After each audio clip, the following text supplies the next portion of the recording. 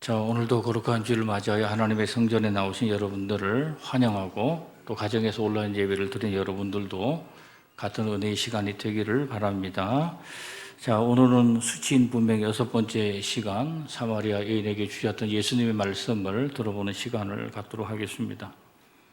우리가 어린 시절부터 들었던 얘기 가운데 이런 얘기가 있습니다. 우리는 모두 다 동일한 선상에서 출발한다.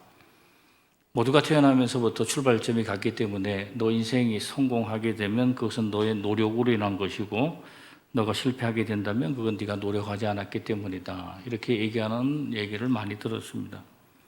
그러나 실제로 우리가 사람들이 인생을 보면서 사람들이 같은 출발선상에 서 있지 않다고 생각될 때가 많이 있습니다. 태어나는 순간부터 어떤 사람은 물론 태어나기 전부터 고급스러운 태교를 받으면서 인생을 시작하는 사람이 있고 또 어떤 사람은 태어나면서부터 끼니 걱정을 해야 되는 사람도 있고 또 어떤 사람은 태어나면서부터 자기 집을 가지고 태어나는 인생도 있다고 합니다. 또 어떤 사람은 평생 동안 자기 집을 한 번도 가지지 못한 사람도 있는 걸 보면 세상에 사람들이 출발할 때 공평하게 출발하는 것은 아니구나 하는 생각을 하게 되죠. 태어날 때부터 건강하게 태어난 사람이 있고 어떤 사람은 장애를 가지고 태어난 사람이 있고 태어나면서부터 가족들의 기대를 받으며 태어난 사람도 있고 가족들이 별로 기대하지 않는 인생을 시작하는 경우도 있게 된다는 얘기입니다. 여러분들이 한번 태어날 때를 생각해 보면서 나는 어떤 출발을 했을까? 나는 꽤 괜찮은 출발을 했고 사람들의 기대를 받으면서 인생을 시작했는지 아니면 별 기대 없이 시작을 했는지를 한번 생각을 해보길 바랍니다. 만약에 우리가 좋은 조건에서 인생을 시작하지 못했다면 우리의 시작은 불리한 조건 가운데서 시작하게 되는 것입니다. 오늘 제가 이 말씀을 드리는 것은 예수께서 만났던 한 여인이 그의 인생은 시작부터가 꽤 불리한 조건이었다는 얘기를 여러분들에게 말씀을 드리려고 하는 것입니다. 사마리아 여자를 만나게 되는데 그는 인생의 시작부터가 굉장히 힘겨운 사람이었습니다. 태어나자마자 사람들이 그를 부르기를 오늘날 우리가 태어났을 때 서울에서 태어나면 서울 사람이 되고 경상도에서 태어나면 경상도 사람이 되겠습니다만은 태어날 때부터 그 여자는 사마리아 사람이라는 이름을 가지고 태어나게 됐다는 얘기입니다. 우리가 어디서 태어나는 거 우리 마음대로 태어나는 것도 아니게 되고 또 어떤 혈통을 가지고 인종으로 태어나게 되는 것도 자기 마음대로 하는 것은 아닌데 문제는 내가 태어났던 그 인종과 그 장소가 사람들로부터 멸시를 받게 된다는 데 문제가 있다는 얘기입니다. 오늘날 전 세계 역사 가운데서 가장 편견을 많이 받는 인종은 흑인입니다. 아프리카 출신의 흑인들만큼 어려운 순간들을 지내고 있는 사람들이 있을까 이런 생각을 해보게 되는데 유럽의 백인들이 생각하기를 창세기의 말씀을 근거로 하여 노아가 부끄러움을 당하게 될 때에 그 일을 숨겼던 사람과 그 일을 사람들에게 알린 사람 함의 자속 가나안을 통하여 이 세상에 나오게 된 흑인들은 이 세상에서 죄를 가진 인간이다. 저주받은 인간이다. 이렇게 생각을 하게 되고 그래서 백인들이 흑인들을 노예로 사용하면서 짐승처럼 부리는 일에 대해서 하나도 죄의식을 느끼지 못했다고 그런다. 그리고 난 이후에 또 진화론자들이 설명하기를 흑인은 백인하고는 인종이 다르다고 그랬어요. 어떻게 다른가? 원숭이가 다르다. 그러니까 백인을 통해서 백인이 어떤 유인원을 통해서 발생하게 되고 진화하게 되는데 그 유인원과 흑인이 시작한 유인원이 다르다는 인류의 다중 기원설을 사람들 앞에서 주장하기 시작을 했다. 쉽게 얘기하면은 사람이 원숭이로부터 출발하게 되었다는 진화론자들이 얘기 가운데 흑인은 아예 그 출신이 다르다 이렇게 얘기를 하게 되고 그 증거는 그들의 검은 피부라고 그렇게 얘기를 하기 시작했다는 거예요. 그러니까 이 세상에서 흑인으로 태어난다는 것은 그들에게 있어서 자기가 의도하지 않았던 일을 겪게 되는 굉장히 힘든 인생을 살게 된다는 얘기입니다. 사마리아 사람들이 유대 사회 속에서 아프리카의 흑인 같은 대접을 받게 됐다. 북이스라엘이 먼저 아시리아에서 망하게 되면서 그들 가운데 더러운 피가 섞이게 됐다. 유대인들이 이스라엘의 중간에 있는 사마리아가 그 가운데 있게 되고 북쪽에는 갈릴리가 있고 남쪽에는 예루살렘이 있게 되는데 예루살렘 지역하고 북쪽의 갈릴리 지역은 유대인들이 산다고 생각을 하고 그 가운데는 사마리아 사람들이 산다고 생각을 했어요. 그러니까 유대인들이 남쪽 예루살렘을 출발하여 북쪽으로 가게 될 때도 그렇고 또 북쪽에 있는 사람이 남쪽으로 내려올 때도 사마리아를 통과하지 않고 먼 길을 걸어서 그들이 우회하여 자기 길을 가게 됐다는 걸 생각해 보면은 이 사람들하고는 상종조차도 해서는 안 된다고 생각했던 사람들이었다고 볼 수 있는 거죠. 그러니까 어떤 한 여인이 태어나게 됐는데 그 사람이 태어날 때부터 사마리아 사람이었다는 것은 꽤 불리한 조건 가운데 그가 살고 있구나 하는 것을 알 수 있습니다. 또 다른 한 가지는 이 사마리아의 여자는 여성입니다. 남성으로부터 차별받고 있었던, 그러니까 당시 유대나 사마리아 사람들 가운데서 여성은 남성에게 복종해야 되는 존재, 또 예배를 드린다고 해도 여성은 예루살렘의 성전 안에 못 들어가는 존재, 여인들이 들어갈 수 있는 여인의 뜰까지만 들어갈 수가 있게 되고 재산을 소유할 수 없게 되고 남자의 재산이 되고 사람의 숫자를 셀 때는 여자는 숫자로 세지 않았다. 이렇게 생각해 보면 그 당시 여성들이 가지고 있는 불리한 점들을 우리가 알 수 있는데 사마리아의 여인이었다는 것은 이 사람이 2중 3중의 고통을 가지고 이 세상을 살아가는 사람이었다 하는 얘기입니다.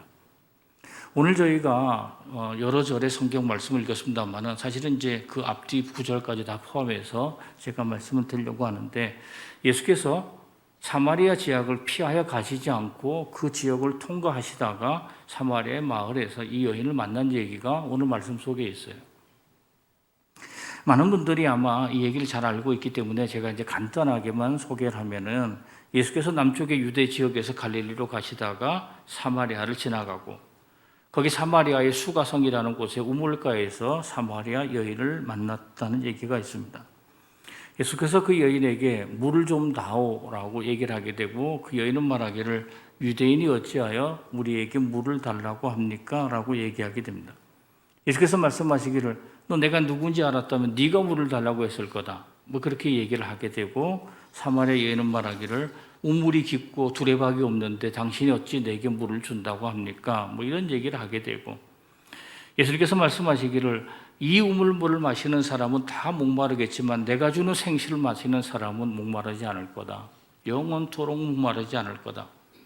얘기를 듣고 나서 그 여자가 그러면 그 물을 제게 좀 달라고 얘기를 했습니다. 그러면 제가 그 물을 마시게 되면 다시 이 우물을 올 필요가 없을 것입니다. 이렇게 얘기를 했어요. 자, 그러고 나서 예수께서 갑자기 말씀하시기를 내 남편을 데려오라고 얘기했습니다. 그때 여인이 말하기를 제게 남편이 없습니다. 그렇게 얘기를 하고 예수님은 너 남편이 없다는 얘기가 옳다. 너에게 5이 남편이 있지만 지금 있는 남편도 내 남편이 아니다. 이런 얘기를 합니다. 여인이 갑자기 예수님 보고 당신 선지자입니까? 또 선지자입니다. 이런 얘기를 하게 되고 사마리아의 여인이 예수께서 이런 얘기를 합니다. 예수께 이런 얘기를 합니다. 우리는 이 산에서 예배를 드리고 있습니다. 그리심산. 예루살렘에서 예배를 드리지 못하기 때문에 우리는 이곳에서 예배를 드리고 있습니다. 당신네들은 예루살렘에서 예배를 드리고 있는데 어디서 예배를 드리는 것이 옳습니까? 이렇게 얘기했더니 예수님 말씀하시기를 예배할 장소를 따지는 것은 옳지 않다. 사람들이 영적으로 참되게 예배할 때가 온다. 이렇게 얘기했더니 여인이 말하기를 메시아가 오시면 알 겁니다. 이렇게 얘기했고 예수님은 내가 메시아다. 이런 얘기를 했고 그 여자가 물동이를 던지고 다시 동네로 돌아가서 사람들에게 내가 그리스도를 만났다고 얘기를 하고 사람들이 예수께로 나오기 시작을 했다. 이제 이런 얘기가 오늘 여기 말씀 속에 있습니다. 우리가 예수님께서 병 고치는 장면에 대해서 몇 번 말씀을 드리고 또 말씀을 전하는 과정도 말씀을 드렸는데 대부분 다 짧게 한두 마디로 하셨지 이렇게 길게 얘기한 적이 별로 없었다는 말씀도 드렸어요. 제가 오늘 간단하게 말씀드렸습니다만 이 여인과 예수님이 굉장히 오랜 시간 동안 자세하게 이것저것을 말씀했다 하는 것을 볼 수가 있어요. 도대체 이 여인은 어떤 여인이길래 예수님께서 이렇게 하셨을까 하는 것이 이제 우리에겐 궁금한데 여인에 대해서 우리가 한번 더 자세하게 살펴보도록 하겠습니다. 자, 이 여인은 제가 앞에서 말씀드렸던 것처럼 인생이 약간 조건이 불리했다고 말씀을 드렸는데 그것뿐만 아니라 우리가 사마리아의 여인이라고 말하면 굉장히 부정적인 이미지를 가지고 있습니다. 첫째로 우리가 어떤 이미지를 가지고 있는가? 남자 관계가 복잡하다.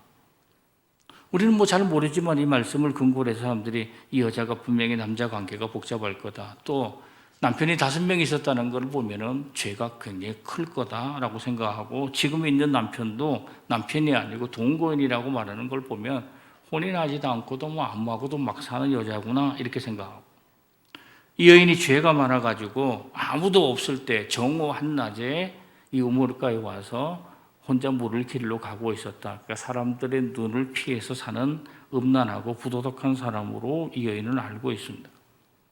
그러나 우리가 이 말씀들을 가만히 보면서 예수께서 이 여인을 향하여 죄의 문제를 언급한 적이 한 번도 없었다.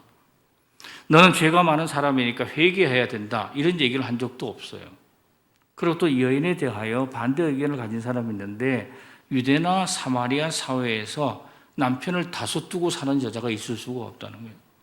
제가 앞에서 말씀드렸던 것처럼 남성 중심적인 가부장적 사회 속에서 여성이 마음에 안 든다고 남편을 갈아치울 수 없는 거예요.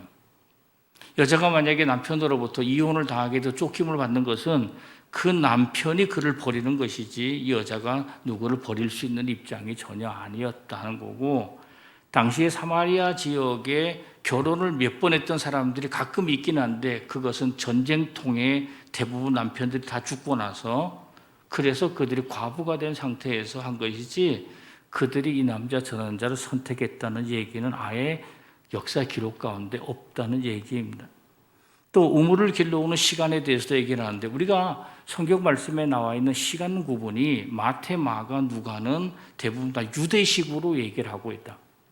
하루의 시작은 새벽 6시부터 시작하는 거예요. 그런데 요한복음만 시간의 개념이 로마식을 따르고 있어서 하루의 시작은 지금 우리와 거의 똑같습니다. 그래서 학자들이 여기에서 지금 얘기하고 있는 이 시간을 뭐라고 얘기하는가? 이거는 정오를 얘기하는 것이 아니고, 날이 선선해져서 사람들이 우물가로 나오는 시간인 오후 6시를 의미한다고 학자들이 얘기를 하고 있다. 요한복음은 대부분 다 로마식의 시간을 따르고 있기 때문에 우리가 기본적으로 알고 있던 것과는 이제 다르다는 얘기를 하고 있는 거예요. 그리고 또 이 여인과 예수와 대화했던 내용들을 보면은 이 여자가 남편이나 갈아치우는 음란한 여자가 아니라는 걸 알 수가 있어요. 천박한 수준의 사람이 아니라는 것을 알 수가 있어요.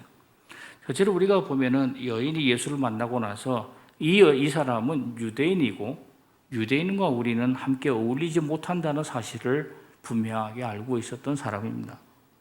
또 사마리아 여인이 자기의 조상을 언급하게 될 때 우리의 조상은 야곱이라는 사실을 분명하게 얘기를 하고 있어요.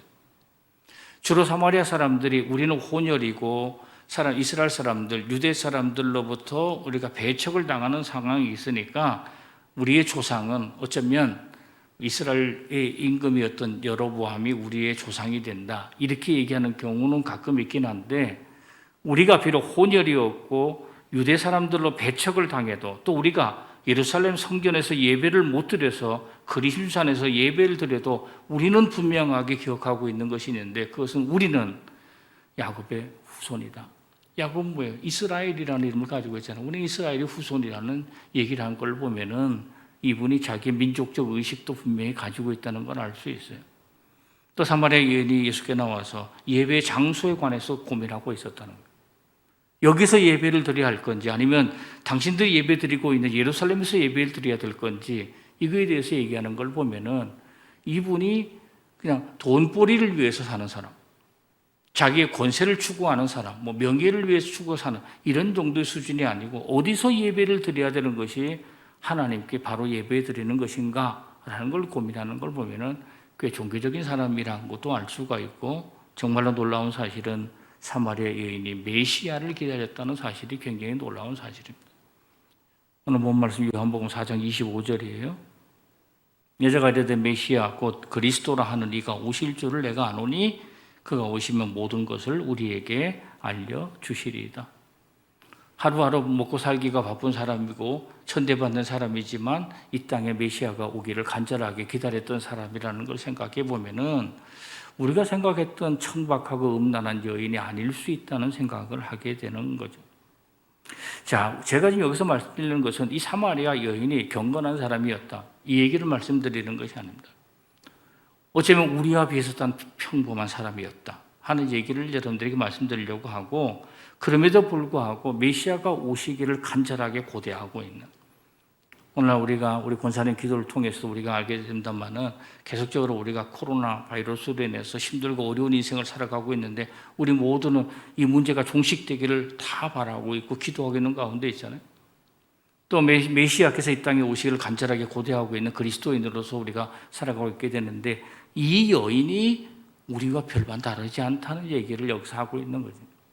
그러니까 이 여인에게 했던 얘기가 만약에 우리가 이 여인이 우리와는 근본이 다르다. 그는 음란한 사람이고 천박한 사람이고 부정한 사람이라고 한다면 예수께서 이 여인과 했던 대화는 우리와 상관이 없는 대화가 될 겁니다. 그러나 우리와 별반 다르지 않는 사람이고 하나님께 신실한 신앙에 되기 위해서 애쓰는 사람이었다면 이분에게 하셨던 얘기가 어쩌면 우리에게 주시는 말씀일 수도 있다는 생각을 가지게 됩니다. 그러므로 오늘 여러분과 같이 예수님이 우물가의 사마리아 여인에게 수치인 분명으로 하셨던 얘기가 뭘까 하는 거예요.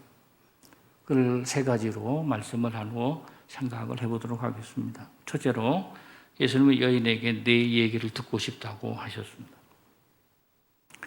우리는 어린 시절부터 고난한 질문들을 받게 됩니다. 혹시 여러분들도 그런 질문을 받으셨는지 모르겠습니다만은 꼭 사람이 와가지고 하는 얘기는 이제 어린 시절에 이런 얘기를 하는 거죠. 너는 엄마가 좋으냐, 아빠가 좋으냐? 라는 곤란한 질문을 하게 됩니다. 순진한 사람들은 아이들은 자기 생각대로 하겠습니다만 조금만 눈치가 있는 아이라면 이 문제에 대해서 대답을 잘하지 않죠. 또 나이가 들어가지고 이제 어느 정도 장성해서 청년의 시기가 되게 되면은 가까운 친척들이 계속해서 곤란한 질문을 하게 되는데 도대체 결혼을 언제 하냐는 얘기를 자꾸 하게 되는 거예요. 아니 결혼은 뭐 본인이 하는 거지 남이 하는 게 아닌데 또 사람들이 이제 계속해서 이런 곤란한 질문을 하게 되는데 또 곤란한 질문 한 가지는 병원에 입원해 있는 사람을 찾아갈 경우 신방하게 될 경우에 도대체 여기 왜 왔느냐고 자꾸 물어보게 되는 거예요. 도대체 구체적으로 병명이 뭐냐 캐묻게 되고 그런데 보통 대부분의 환자들이 자기의 병명에 대해서 그냥 대충 알고 있는 거지 뭐 속속들이 아는 건 아니잖아요. 그러니까 그거 얘기하고 뭐 잘못 먹었느냐고 물어보고 자꾸 꼬치꼬치 캐묻는 것들은 우리가 대답하기 곤란한 질문들이다. 아마 여러분 모두에게도 남들이 물어보면 갑자기 대답하기 곤란한 질문들이 다 있을 겁니다. 예수께서 갑자기 사마리아 여인에게 대답하기 곤란한 질문을 하셨다. 갑자기 가서 내 남편을 데려오라고 얘기를 했습니다. 여인이 나 남편이 없는 사람입니다. 예수님께서 남편 5이 있는데 너 남편 없다고 하는 얘기가 옳다. 뭐 이런 얘기를 하셨는데 이게 사실은 무슨 의미인지에 대해서는 뭐 자세히 잘 모르죠. 우리가 뭐 뒤에 가서 잠깐 말씀을 하겠습니다만은 이 대화 속에서 우리가 분명하게 알게 되는 사실 하나가 있는데 그것은 이 여인에게 이 질문은 굉장히 곤란했다는 얘기입니다. 그러면 예수님께서 왜 사마리아 여인을 만나서 이런 곤란한 질문을 하실까? 만약에 우리가 예수님을 1대1로 만나게 된다면 기도하는 가운데 말씀을 읽는 가운데 또는 일반 생활하는 가운데 예수님을 만나게 될 때 예수께서 우리에게 곤란한 질문을 할 수가 있다는 거예요. 곤란한 질문. 예수님께서 왜 이런 곤란한 질문을 하셨을까? 목자는 이렇게 얘기할 수 있겠죠. 여자가 남편 없다고 그러니까 예수께서 너 5명 있지? 이렇게 얘기하는 거는 예수님께서 그 사람이 얘기 안 해도 그 사람의 속을 다 꿰뚫어 보고 있다는 예수의 능력을 보여주기 위함이다. 이렇게도 얘기를 하는 분이 있는데 제가 생각할 때 뭐 그런 이유로 너가 내 능력을 미리 알아라. 나는 너를 속속듯이 알고 있다. 지난밤 네가 어디에서 뭐하고 있었는지도 다 알고 있다. 이런 것을 알리려고 예수님께서 이런 질문을 하지 않으셨을 것입니다. 예수께서 왜 이런 고란한 질문을 했는지에 대하여 여인과 예수님의 대화를 통해서 추정을 해보면은 이 여인이 예수께 나와서 자기를 이렇게 소개하고 있어요. 저는 사마리아 여인입니다. 이 소개하고 있고 또 한 가지는 나는 야곱의 후손입니다. 이 얘기를 하고 있고 나는 매일 여기에 물길로 오는 사람입니다. 이 소개를 하고 있고 그리고 예수님께 내가 매일 물을 깃지 않고도 살 수 있도록 해 주십시오. 이거 얘기하고 있고 그 다음에 예배를 어디서 도대체 드려야 됩니까? 이거 얘기하고 있고 메시아가 오면 그때 되면 알겠지요. 뭐 그런 얘기를 하고 있는 거예요. 자, 여기 가만히 얘기를 들어보면 이 얘기는 예수님과 만나서 할 만한 얘기가 사실은 아니에요. 빙빙 돌려가면서 거칠의 말만 하고 있는 모습이에요. 자기의 조상이 야곱이라고 말하고 있지만 야곱과 상관없이 살고 있고 예배 장소에 대해서 궁금해하고 있지만은 온 마음을 다해 예배 드리는 것도 잘 모르고 있었고 메시아를 기다린다고 말하지만 매일 먹을 물만 뜨러 다니는 사람이라는 거예요. 그러니까 지금 자기 자신이 뭔가 깊이 있게 예수가 지금 얘기를 못하고 있다는 걸 얘기하고 있는데 이 얘기를 바꿔서 얘기하면 만약에 여기 계신 여러분들이 예수님을 만나게 됐어요. 정말로 간절히 기도하는 가운데 정말 나를 한번 만나 주십시오라고 간절히 기도하는 가운데 예수님 만났는데 여러분들이 예수님께 얘기하기를 저 신길동 사는 아무개입니다. 이렇게 얘기하는 거예요. 저 당분의 후손입니다. 그런 얘기를 하는 거예요. 저 매일 직장 생활하고 있습니다. 근데 직장 생활 너무 힘들어가지고 직장 안 다니고도 살 수 있는 방법이 있으면 좀 알려주시길 바랍니다. 사실은 제가 고민이 있는데 어느 교회에서 예배드려야 하나님 기뻐하시는지를 몰라서 이 교회로 갈까 저 교회로 갈까 고민하고 있습니다. 아마 예수님이 재림하면 그때는 알겠지요. 여러분들이 간절히 고대하며 예수 만나기를 원할 때 예수님을 떡 만나게 될 때 신길동 사는 아무개요. 나 당분의 후손이요. 직장생활 하는 사람입니다. 어느 교회 다닐지 고민합니다. 이런 얘기를 한다면 이게 도대체 뭐냐 이거예요. 예수님께서 이 얘기를 들으시면서 내 남편을 데려오라고 곤란한 질문을 하는 것은 너 자신의 속 깊은 얘기를 해보라는 거예요. 도대체 내가 무엇 때문에 힘들어하고 무엇 때문에 고통을 당하는지를 예수님이 너를 통해서 예수님이 듣고 싶다는 얘기를 여기서 하고 있다는 얘기입니다. 그러면 예수님 앞에서 우리가 해야 될 우리의 속 깊은 얘기는 도대체 뭘까? 남에게 함부로 말하기 어려운 얘기들이에요. 지금 내 남편이 어떻게 됐다, 5명이다. 이런 얘기는 우리가 무슨 일인지는 모르지만, 왜냐하면 그건 해석하기에 따라서 사람들이 많이 다르게 얘기합니다만은 또 가부장 사회 속에서 있을 수도 없는 일인데 도대체 이 얘기를 하는 것은 남에게 함부로 털어내기 어려운 얘기를 해달라. 우리가 예수 앞에서 할 수 있는 얘기는 도대체 뭐가 있을까? 첫째는 사실입니다. 사실이라는 거예요. 저 남편 5 있어요. 이게 사실이에요. 5이 있다면. 또 7명이 있다면 저 남편 7명이 있습니다. 이거 사실이에요. 근데 예수께서 남편 없습니다. 이렇게 얘기하니까 그게 옳구나. 이렇게 얘기하는 거는 예수께서 뭘 원하시는가? 사실을 원한 게 아니라는 거예요. 우리가 예수 앞에 우리의 사실을 고백하게 되면 저 신길동 살고 있고 어느 회사 다니고 있고 월급은 얼마고 이런 거를 얘기하는 거예요. 우리는 그러면 사실을 얘기한다고 생각하지만은 예수님께서 남편이 없다는 얘기를 듣고 나서 그래 그 말이 옳아 이렇게 얘기하는 것은 뭐예요? 사실보다 그 속에 있는 진실을 원하고 있다는 얘기예요. 진실을 얘기해라. 그러니까 우리는 예수님을 만나서 겉으로 일반적으로 나 자신을 표현하고 있는 사실만 얘기해도 된다고 생각하는, 내 나이가 몇이고 내 집은 어디고 나는 신앙생활을 몇 년 한 사람이고 어디 사는 누구라고 하는 사실만 얘기해도 된다고 생각하지만 예수님께서 원하시는 것은 속 깊은 진실을 알기를 원한다는 거예요. 사실 우리가 나 자신에 대해서 사실을 알긴 하지만 남에 대하여 사실조차도 사실은 잘 몰라. 다른 사람의 진실은커녕 사실도 잘 모르는 경우가 많아요. 행복한 가정에서 살다가 엄마가 병으로 세상을 떠나고 아빠와 단둘이 사는 여고생이 있었어요. 이 영화에 나온 얘기예요. 어느 날 그 여고생이 행방불명이 됐어요.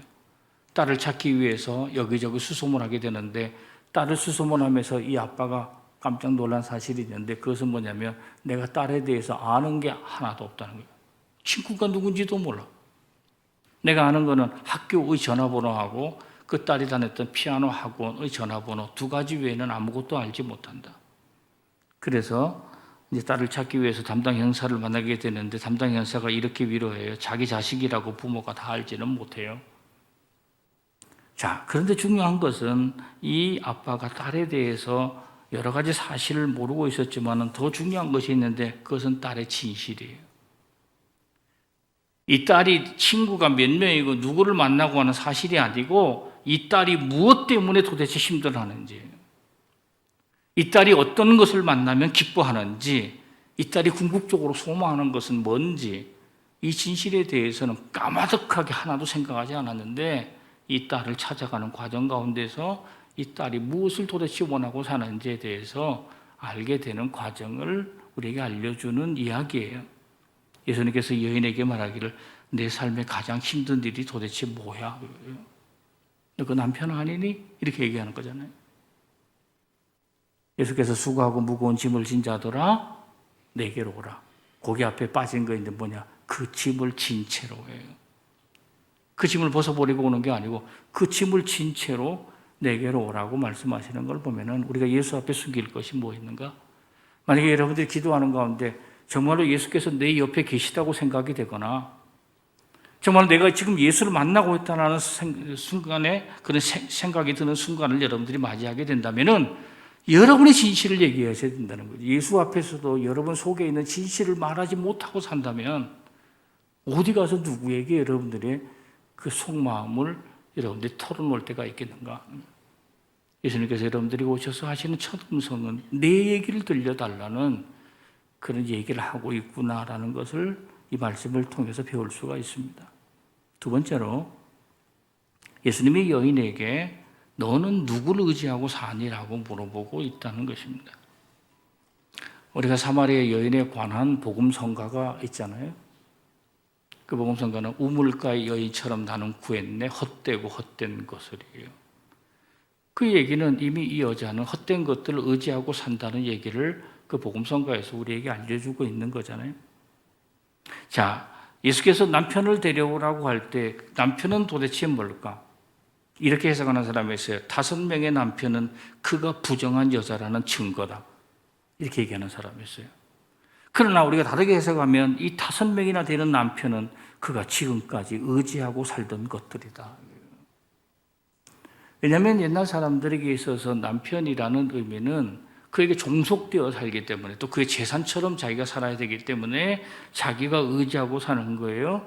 예수님께서 이 여인에게 지금 묻고 있는 것은 너는 도대체 무엇을 의지하고 사니예요. 사마리아 사람 만나고 나서 너 사마리아 사람이구나 많이 힘들었겠구나 이런 정도 수준의 얘기를 하는 게 아니라는 거예요. 도대체 너는 인생 가운데 진정으로 의지하는 것이 뭐니? 이랬더니 이 여자가 없습니다 이렇게 얘기하는 거예요. 나는 남편이 없습니다. 내가 전적으로 의지할 수 있는 대상은 이 세상에 없습니다. 예수께서 말씀하시기를 그래 네 말이 옳다. 너가 의지할 것은 세상에 아무것도 없어? 이 얘기는 우리가 도대체 세상 살면서 무엇을 의지하고 사는가에 대한 것을 알려주고 있다는 것입니다. 사람은 무엇을 의지하고 사는가? 부모를 의지하기도 하고 돈을 의지하기도 하고 친구를 의지하기도 하고 또 나이 들어 자식을 의지하기도 하고 또 뭐 권세를 의지하고 살기도 하고 또 요즘같이 이제 부동산 가격이 치솟는 상태에서는 부동산을 의지하며 사는 사람들도 있을 건데 예수께서 말씀하시기를 그런 거 의지해서는 안 된다는 얘기를 하고 있는 거죠. 예수님하고 여인 사이에 등장하는 주요 단어들이 몇 가지가 있어요. 우리 조상 야곱이에요. 의지하는 거예요. 또 뭐예요? 목마르지 않는 물이에요. 의지하는 거예요. 또 5명이나 되는 남편이에요. 예배드리는 장소예요. 이런 것들은 뭘 말하는가? 그녀가 의지하고 살아왔던 것들을 여기서 예수 앞에 소개하고 있다는 것을 알 수 있어요. 가끔 이제 사람들끼리 대화를 하게 될 때에 어떤 사람들이 자주 쓰는 단어예요. 굉장히 중요해요. 요즘에 이제 통계학적으로도 뭐 신문지상이나 텔레비전 또는 여론들에서 사람들이 자주 쓰는 말들을 서로 연결하여 이 사회의 도대체 키워드가 뭔지, 사람들이 무슨 생각을 하고 사는지 그걸 판단하게 되는데 개인도 마찬가지예요. 한 개인들이 자주 쓰게 되는 단어들을 자세히 들어보면 이 사람이 도대체 누구를 의지하고 사는지를 알 수 있어요. 처음부터 끝까지 돈 얘기하는 사람은 돈 의지하고 사는 거고 처음부터 끝까지 자녀 사랑하고 다니는 사람은 그 자녀 의지하고 사는 사람이에요. 만약에 처음부터 끝까지 예수님 얘기하고 하나님 나라 얘기하고 신앙적인 얘기를 하게 된다면 그분 하나님 의지하고 사는 사람이라고 볼 수 있는 거예요. 지금 여인이 했던 얘기를 보세요. 다 의지했던 것들이 이 세상에서 의지하지 말아야 될 것들. 조상 야곱을 의지해 산다는 게 무슨 의미가 있겠어요? 먹는 물을 매일 기르면서 그 물을 의지하고 살고 그저 영원히 목마르지 않는 그 물을 달라고 그렇게 얘기하는 걸 보면은 이 여인이 세상에서 의지하는 것들은 그런 정도라는 걸 아는데 이것에 대해서 예수님께서 뭐라고 그러는가? 이 세상에서 의지하고 살 수 있는 거 나밖에 없다고 얘기하고 있어요. 나다. 요한복음 4장 14절이에요. 내가 주는 물을 마시는 자는 영원히 목마르지 아니하리니 내가 주는 물은 그 속에서 영생하도록 솟아나는 샘물이 되리라. 요한복음 4장 25절이에요. 여자가 이르되 메시아고 그리스도라 하는 이가 오실 줄 내가 아노니 그가 오시면 모든 것을 우리에게 알려주시리이다. 26절이에요. 예수께서 이르시되 내가 말하는 내가 그라 하시니라. 내가 그 문제를 해결할 수 있다. 다윗이 이렇게 고백하잖아요. 여호와는 나의 목자다. 내가 부족함이 없다. 우리가 영원토록 의지할 수 있는 분은 하나님밖에 없다.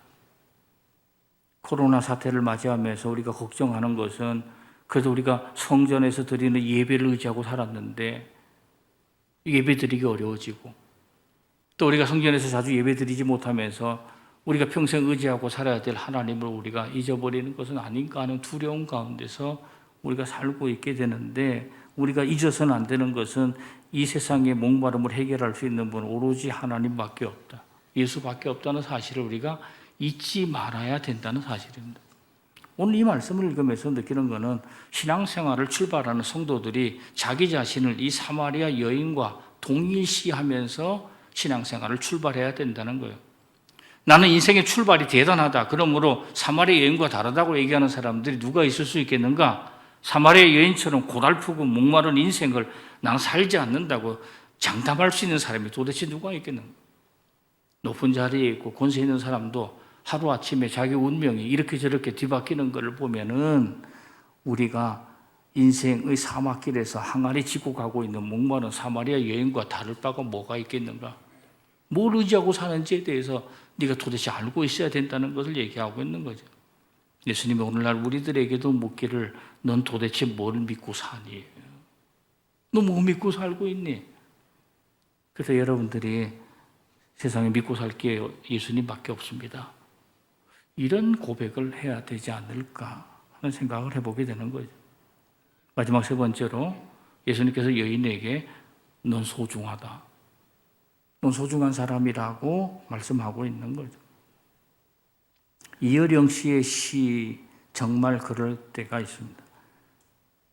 정말 그럴 때가 있을 겁니다. 어디 가나 벽이고 무인도이고 혼자라는 생각이 들 때가 있을 겁니다. 누가 괜찮니라고 말을 걸어도 금세 울음이 터질 것 같은 노엽고 외로운 때가 있을 겁니다. 누가 우리에게 찾아와서 너 괜찮니? 라고 물어본다면 그 사람은 우리를 굉장히 소중히 여기고 있는 사람인데 예수께서 이 여인을 만나서 지금 묻고 있는 질문이 여기에 나와 있지 않지만 너 괜찮냐고 묻고 있는 거예요. 너 괜찮게 지내고 있니? 이런 거예요. 캐톨릭 신부였던 헨리 나우엔이 하버드 대학의 교수로 있으면서 큰 명망을 얻었던 사람인데 54세가 되던 해에 그가 지체장애자들의 공동체에 들어가서 생활하게 됩니다. 거기에서 만났던 존이라는 중년 남자 얘기를 하게 되는데 그 존이 나이도 꽤 든 사람이에요. 근데 이제 지체장애를 가지고 있는 사람이에요. 정신지체장애를 갖고 있는 사람인데 이 사람이 사람만 만나면 물어보는 질문이 있는데 집이 어디냐고 자꾸 물어보는 거예요. 뭐 이 사람한테 가서도 뭐 자꾸 집이 어디냐고 물어보고 또 물어봤던 사람한테 가서 또 물어보는 거 집이 어디냐고 물어보고 그 다음에 이제 질문을 좀 받아주면은 그럼 오늘 밤에 집에 가냐고 자꾸 물어보고 뭐 이런 얘기를 하는 거예요. 그 사람들이 그냥 이 친구만 나타나게 되면 다 피하는데 이 나우엔이라는 사람이 그 얘기를 자기가 이제 자기도 자꾸 듣게 되고 그러면서 그것을 질문을 가지고 곰곰이 생각을 하게 됐는데 집이 어디냐? 오늘 밤에 집에 있을 건가? 이 얘기를 들으면서 그가 깨달은 것이 있는데 그것을 책으로 냈는데 탕자의 귀향이에요. 그리스도인들이 늘 머릿속으로 생각해야 되는 것은 결국 우리 집이 어디냐는 걸 생각해야 되는구나 이 생각을 하게 되는 거예요. 당시 그리스도인으로서 죽고 난 이후에 정말 하나님 나라에 갈 수 있는 자격을 갖춘 사람인가에 대해서 이 아이가 자꾸 묻고 다닌다고 생각합니다. 자, 똑같은 얘기인데 어떤 사람은 그것을 귀히 듣고 그것을 응답한 사람이 있는데 그것은 그 사람을 소중히 여기는 사람만 할 수 있는 대답이다 이렇게 보는 거예요. 사마리아 우물가에서 만났던 여인을 예수께서 굉장히 소중하게 여겼어요. 오늘 말씀을 쭉 보시면 목마르지 않는 생수를 주겠다. 또 자기 자신을 메시아라고 알려주셨고 유대인들에게도 알려주지 않은 얘기를 이 여인에게 알려주셨어요. 그리고 부활하시고 난 이후에 예수께서 사마리아라는 곳에 대하여 이런 얘기를 하셨어요. 사도행전 1장 8절이에요.